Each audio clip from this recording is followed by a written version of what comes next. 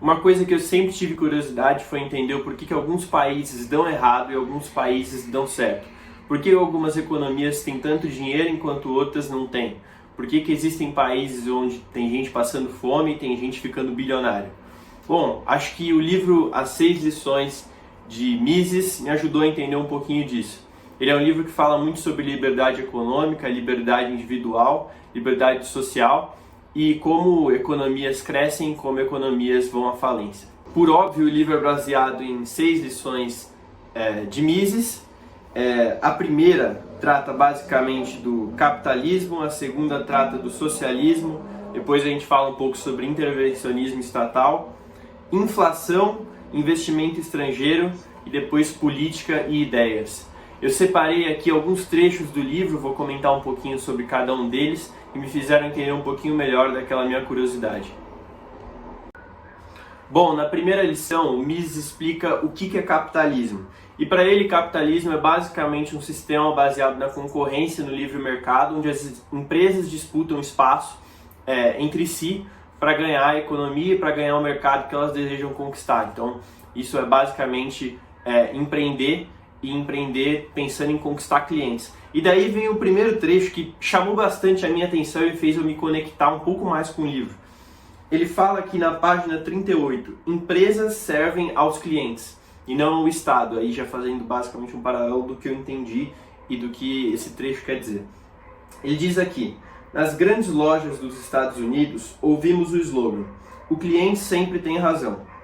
E esse cliente é o mesmo homem que produz, na fábrica, os artigos à venda naqueles mesmos estabelecimentos. Os que pensam que a grande empresa detém um enorme poder também se equivocam, uma vez que a grande empresa é inteiramente dependente da preferência dos que compram os produtos. A mais poderosa empresa perderia o poder e a influência se perdesse seus clientes. Ou seja, uma coisa que é muito comum as pessoas dizerem e entenderem é que as empresas dominam os funcionários, ou pior, que as empresas são detentoras de muito poder, principalmente porque elas têm funcionários. Só que ele explica aqui nesse trecho, e uma coisa que deveria ser óbvia, mas muitas pessoas têm dificuldade de entender, é que as empresas não são donas de funcionários ou têm poder sobre eles. A grande coisa que as empresas precisam dominar é o mercado, e dominar o mercado significa ter clientes. E uma coisa que é mais interessante ainda que ele destaca aqui é que os clientes são quem trabalham nessas empresas. Então, se uma empresa trata mal os funcionários ou tem uma política de abuso de autoridade sobre os funcionários que elas tendem a perder mercado, porque quem são os clientes daquela empresa são os funcionários que ali trabalham. Então é um trecho bastante interessante para mim que me chamou bastante atenção sobre a diferença entre o que muitas pessoas entendem que as empresas dominam de poder e o que necessariamente é uma empresa ganhar poder, que é ela conquistar mercado, que é ela ter clientes. Ou seja, quem manda na empresa é o cliente e nunca o dono, o que é bastante contraditório na cabeça de muitas pessoas para entender como funciona uma empresa, né? Outra coisa que é bem legal destacar nesse trecho é que o Mises não necessariamente indica que o capitalismo ofereceu as melhores condições para os trabalhadores ou as melhores condições de vida quando ele foi implementado de cara. Aqui na página 41 ele disse assim, o capitalismo eleva os padrões de vida. E ele começa esse trecho assim. Obviamente, do nosso ponto de vista, o padrão de vida dos trabalhadores era extremamente baixo. Mas, se as condições de vida nos primórdios do capitalismo eram absolutamente escandalosas. Não era porque as recém-criadas indústrias capitalistas estivessem prejudicando os trabalhadores. As pessoas contratadas pelas fábricas já subsistiam antes em condições praticamente subhumanas. Ou seja, quando o capitalismo foi implementado, não significa que ele trouxe, que ele tinha as melhores condições de vida se a gente comparar com a situação de vida que a gente enxerga que é boa hoje. Mas, na época, antes do capitalismo ser implementado, as condições de vida dos trabalhadores e de quem queria ter alguma renda era muito inferior. Ou seja, a condição de vida na implementação do capitalismo era ruim, sim, mas antes dele era muito pior. Por isso ele diz aqui, o capitalismo eleva os padrões de vida. Bom, na segunda lição, o Mises fala sobre socialismo. E aqui basicamente a ideia é defender bastante do porquê que a liberdade é importante, porquê que o Estado como centralizador das ações e das decisões não é uma coisa boa e que eleva o padrão de vida e a qualidade de vida das pessoas. Aqui na página 57, para mim, tem um trecho que sumariza muito do que ele quer dizer nesse capítulo, nessa lição. Tomemos como exemplo a liberdade de imprensa. Se for dono de todas as máquinas impressoras, o governo determinará o que deve e o que não deve ser impresso. Nesse caso, a possibilidade de publicar qualquer tipo de crítica às ideias oficiais torna-se praticamente nula. A liberdade de imprensa desaparece, e o mesmo se aplica a todas as demais liberdades. O que ele quer dizer com isso? Basicamente, se o governo é o centralizador de todos os poderes, todas as decisões e posses, ele tem que ser o único tomador de decisão sobre a vida das pessoas. Então, quando ele fala aqui que a partir do momento que o governo é detentor de todas as imprensas, de todas as máquinas de poder de mídia, as pessoas não vão ter liberdade de pensar diferente do que o governo pensa. É uma forma de controlar o pensamento das pessoas. E quando ele diz aqui que o mesmo se aplica a todas as demais liberdades, foi uma coisa que me chamou bastante atenção, porque eu nunca tinha pensado nesse paralelo entre a liberdade de imprensa e a liberdade de decisão em outros aspectos da vida. Aqui o que ele destacou, por sinal, foi a liberdade do indivíduo escolher em qual carreira ele deseja seguir. Depois ele fala aqui também sobre a liberdade do carro que você vai escolher, a liberdade da casa que você vai morar, e muitas outras coisas que a partir do momento que o governo centraliza os meios de produção, centraliza os meios de comunicação, centraliza outras várias posses, o ser humano tende a ter menos liberdade de vida e a sua qualidade de vida tende a ser inferior. Então, aqui fica bem claro para mim por que você dá liberdade para as pessoas é importante, por que o socialismo teve muita dificuldade de ser implementado em diversos contextos, em diversas economias, em vários países ao longo da história. Bom, e aqui vem a terceira lição, que para mim é bastante conectada com a anterior. Eu separei um trecho bem longo para ler, mas para mim ele é muito interessante da gente entender como que a interferência estatal e como que o controle de preços prejudica muito a vida das pessoas. Aqui na página 88 ele diz por que os controles de preços falham, né? Então, quando o governo decide interferir na economia, tabelar preços ou determinar qual que é o máximo e mínimo que alguma coisa deve custar, prejudica a vida e o poder de compra que as pessoas têm. É um trecho bem longo, mas eu vou tentar ser breve aqui. O governo ouve queixas do povo do porquê o preço do leite subiu. E o leite é, sem dúvida, muito importante, sobretudo para a geração e crescimento para as crianças. Por conseguinte, estabelece um preço máximo para esse produto, tabelando-a um preço inferior ao que seria o potencial de mercado. Então, o governo diz, estamos certos de que fizemos todo o possível para permitir aos pobres a compra de todo o leite que necessitam para alimentar seus filhos. Mas por que acontece? Por um lado, o menor preço do leite provoca o aumento da demanda do produto. Pessoas que não tinham os meios de comprá-lo a um preço mais alto podem agora fazê-lo a um preço reduzido por decreto oficial. Por outro lado, os produtores de leite, aqueles que estavam produzindo a custos mais elevados, isto é, os produtores marginais, começam a sofrer prejuízos, visto que o preço decretado pelo governo é inferior aos custos do produto. Este é o ponto crucial na economia de mercado. O que ele está dizendo aqui? A partir do momento que o governo definiu um preço máximo que o leite poderia custar, isso prejudicou muito os produtores de leite. Por quê? Porque eles tinham um custo para produzir esse leite e o preço que o governo definiu para o leite era inferior ao preço que eles eram capazes de produzir. Ou seja, eles não tinham margem sobre a venda, a produção do leite.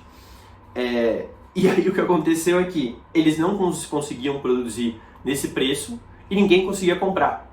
Então o governo colocou um preço que era impraticável para o mercado. Ninguém conseguia fabricar leite naquele preço e ninguém ia conseguir comprar leite naquele preço porque não ia existir oferta suficiente para isso. Ou seja, o governo, a partir do momento que ele interferiu numa decisão que era completamente baseada no consumidor e no produtor, ele acabou com a existência de um produto no mercado. Então, aqui fica muito claro por que o governo interferir dentro da economia e dentro do controle de preços prejudica completamente o consumo de qualquer produto. Isso aqui ele falou sobre o leite, mas pode valer para qualquer outro produto. Para carro, casas, transporte, qualquer outra coisa que envolva consumo e produção. Então, é um trecho muito interessante que destaca muito bem o intervencionismo do Estado, porque ele é maléfico para a economia e para a qualidade de vida das pessoas. Bom, aqui na quarta lição, o Mises dedica basicamente à inflação. E ele tem um conceito de inflação que é muito relacionado à injeção de dinheiro no mercado. Então, quando o Estado decide injetar dinheiro no mercado, isso gera a inflação. É muito disso que ele defende aqui dentro desse capítulo dessa lição. Um trecho que eu destaquei é o primeiro. Quando ele faz a abertura dessa lição, para mim ele sumariza muito do que ele vai defender aqui. O que ele diz aqui? Se a oferta de caviar fosse tão abundante quanto a de batatas, o preço do caviar, isto é, a relação de troca entre caviar e dinheiro, ou entre caviar e outras mercadorias, se alteraria consideravelmente.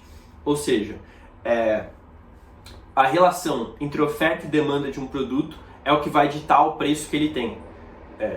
Muito disso que ele está querendo dizer nesse primeiro trecho. Nesse caso, seria possível adquiri-lo a um preço muito menor do que o exigido hoje. Da mesma maneira, se a quantidade de dinheiro aumenta, o poder de compra da unidade monetária diminui, e a quantidade de bens que pode ser adquirida com uma unidade desse dinheiro também se reduz. Ou seja, a partir do momento que o dinheiro tem um valor e ele compra um determinado produto, uma determinada quantidade de produtos, quem regula o preço do dinheiro é o mercado, e não necessariamente uma tabela ou alguma coisa que o Estado impõe. Quando ele diz aqui que a oferta de caviar, se ela fosse tão abundante quanto a de batatas, isso alteraria o preço do caviar, isso quer dizer que quem determina o preço do caviar, quem determina o preço de batatas é o mercado, a partir do quanto ele decide investir por cada unidade de caviar, por cada unidade de batatas. Então, o principal tomador de decisão, o principal lastro da economia, o principal lastro da moeda é baseada nas decisões de quanto o mercado decide investir por cada produto ou por cada serviço. E a partir do momento que a gente injeta mais dinheiro na economia, isso não significa que os preços vão diminuir ou que as coisas vão perder valor. Muito pelo contrário. Se tem mais dinheiro no mercado, quer dizer que tudo vai aumentar. Porque a partir desse momento, todos os bens ou todos os serviços que a gente contrata passam a ter um valor diferente em relação a uma unidade monetária. Isso vem muito para combater aquela ideia de que a economia é um jogo de soma zero, onde para que um tenha que ganhar, o outro tenha que perder. E é uma coisa muito interessante que eu identifiquei aqui nesse capítulo. Um outro trecho que para mim é bastante interessante, eu destaquei dentro de inflação, é onde ele fala sobre o entendimento do povo sobre inflação. Ele diz aqui: sobre condições inflacionárias, o povo se habitua a considerar o governo uma instituição que tem recursos ilimitados à disposição. O Estado, o governo, podem tudo. É muito comum a gente ouvir, até mesmo de políticos, que a solução para as pessoas ganharem mais ou a solução para as pessoas terem acesso a serviços, terem acesso a bens, é colocar mais dinheiro na economia. Isso é muito divulgado, principalmente aqui no Brasil. E ele vem muito para combater essa ideia nesse capítulo. Se a gente coloca mais dinheiro na economia, não significa que as pessoas vão ter mais acesso às coisas, mas sim que o dinheiro que elas têm vai ter menos valor. E eu achei muito interessante esse trecho. Ele se conecta bastante com o último capítulo desse livro, a última lição, que a gente vai explicar mais pra frente. A quinta lição, o Mises fala sobre investimento estrangeiro. Ele chega a dizer até em algum trecho aqui que o investimento estrangeiro foi a coisa mais importante que aconteceu, o fato histórico mais importante que aconteceu no século XIX. Ele defende bastante o investimento estrangeiro, principalmente do ponto que a gente vai aumentar e melhorar o desenvolvimento de nações emergentes e economias emergentes, vai aumentar o salário das pessoas, vai melhorar o desenvolvimento e o nível técnico que existe dentro de um país, dentro de uma economia. Eu destaquei aqui 2 trechos, o primeiro está na página 143. E ele diz assim: países em desenvolvimento necessitam de capital.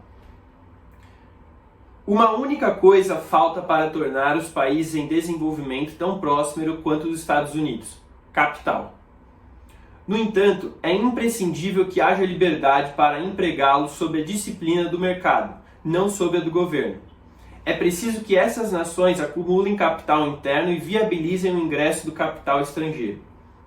Ou seja, para uma nação emergente como o Brasil crescer, é muito importante que a gente receba investimento estrangeiro. Por quê? Primeiro que a gente muitas vezes não vai ter capital suficiente para iniciar uma indústria aqui no país, e aí um paralelo que eu faço é a indústria automotiva, que esteve muito presente em alguns anos anteriores aqui no Brasil. Quando a gente abre mercado, abre incentivo para que empresas estrangeiras iniciem a sua produção automotiva aqui no Brasil, isso gera emprego dentro da região que eles se instalam, isso gera desenvolvimento econômico para a região que aquela indústria se instala, porque a partir do momento que o salário das pessoas vai crescer, elas vão ter mais dinheiro para gastar, mais dinheiro para consumo, e aquela região em que aquela indústria se instala vai ser beneficiada com a presença daquele capital, ou seja, da indústria. E por muito tempo, aqui no Brasil isso foi visto com maus olhos, e eu acho que hoje em dia a gente tem tido uma visão um pouco diferente sobre o investimento estrangeiro, mas é muito importante que o capital venha muitas vezes de fora, porque aqui no Brasil a gente nunca teve dinheiro, nunca teve indústria suficiente para começar uma indústria automotiva, mas a partir do momento que a indústria veio de fora, isso gerou desenvolvimento para aquela região e que futuramente pode vir a ter capital suficiente para iniciar a sua própria indústria. Então, para mim, esse é um trecho muito interessante que ele trouxe e, inclusive, se conecta muito bem com a segunda citação que está aqui dentro, que eu trouxe dentro dessa mesma lição, que ele fala sobre migração de capitais e aumento de salários. E o trecho é: os capitalistas tendem a se deslocar para aqueles países onde a mão de obra é abundante e barata. E pelo próprio fato de introduzirem capital nesses países, provocam uma tendência à elevação dos salários. Isso funcionou no passado e funcionará no futuro do mesmo modo. Esse trecho se conecta muito com o anterior, né, que eu já tinha comentado, de que o investimento estrangeiro ele vai trazer muito desenvolvimento para uma região e, consequentemente, vai aumentar o salário das pessoas que ali trabalham. Um paralelo bem interessante é o que vem acontecendo com a Apple saindo da China e indo para a Índia. A China está se fechando economicamente e a Índia tem se aberto para investimento estrangeiro. O que está acontecendo o iPhone, que era produzido na China, está passando a ser produzido na Índia, e os funcionários, quem trabalha nas indústrias lá na Índia, por óbvio, são indianos, o que tende a aumentar o nível técnico das pessoas que lá trabalham e aumentar os salários, consequentemente aumentando o consumo e aumentando o tamanho da economia indiana. E a recíproca, uma coisa que eu estava pensando, também é muito interessante. Quando uma economia se fecha demais e ela tem talentos dentro dela, o que muitas vezes tende a acontecer é a exportação de cérebros. Na Índia isso aconteceu por muito tempo. Os desenvolvedores, os engenheiros que nasceram na Índia, por muito tempo migraram e foram para o Vale do Silício nos Estados Unidos. E a Apple contratou muitos e contrata até hoje muitos engenheiros que vieram lá da Índia. E o que acontece os grandes talentos saem, a mão de obra que fica no local é uma mão de obra barata que serve para produção mais simples, produção que não tem muito salário, muito valor agregado economicamente. Então é muito interessante que o país se abra para receber as indústrias e para que não perca os seus principais talentos técnicos e, consequentemente, pessoas que terão altos salários e consumirão e que gerarão movimentação econômica dentro do país. Eu acho que o movimento que a Índia está fazendo é interessante em certo ponto, porque bate bastante com a ideia que o Mises traz aqui na lição sobre investimento estrangeiro. A última lição, a sexta lição, o Mises chama de políticas e ideias. E muito do que ele fala aqui é sobre a nossa capacidade e responsabilidade enquanto indivíduo de promover boas ideias para que isso gere movimentações na nossa sociedade. Seja do ponto de vista social, seja do ponto de vista econômico, político, religioso, enfim, de vários outros aspectos da nossa vida. A partir do momento que a gente se entende e se responsabiliza como um agente promotor de boas ideias, de ideias de valor e que geram boas consequências, a gente está sendo responsável com as nossas ideias, as nossas políticas e sendo boas pessoas para a sociedade. Um trecho que eu destaquei é o seguinte, que está na página 166. Ideias, somente ideias, podem iluminar a escuridão. As boas ideias devem ser levadas às pessoas de tal modo que elas se convençam de que essas ideias não são as corretas e saibam quais são as errôneas.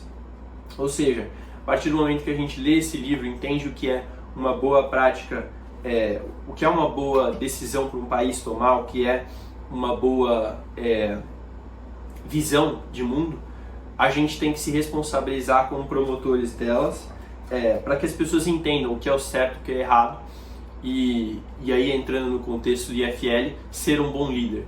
Um líder que saiba ter discernimento e saiba promover aquilo que é correto para os seus liderados, para o ecossistema em que a gente está inserido, e ser sempre uma pessoa que traz boas visões para o ambiente que a gente está. Então, esse é basicamente um pouco do que o Mises trata nesse livro, as 6 lições, falando muito sobre liberdade econômica, as ideias políticas, as ideias sociais que movimentam a forma como a gente vive, movimentam o mundo que a gente está inserido.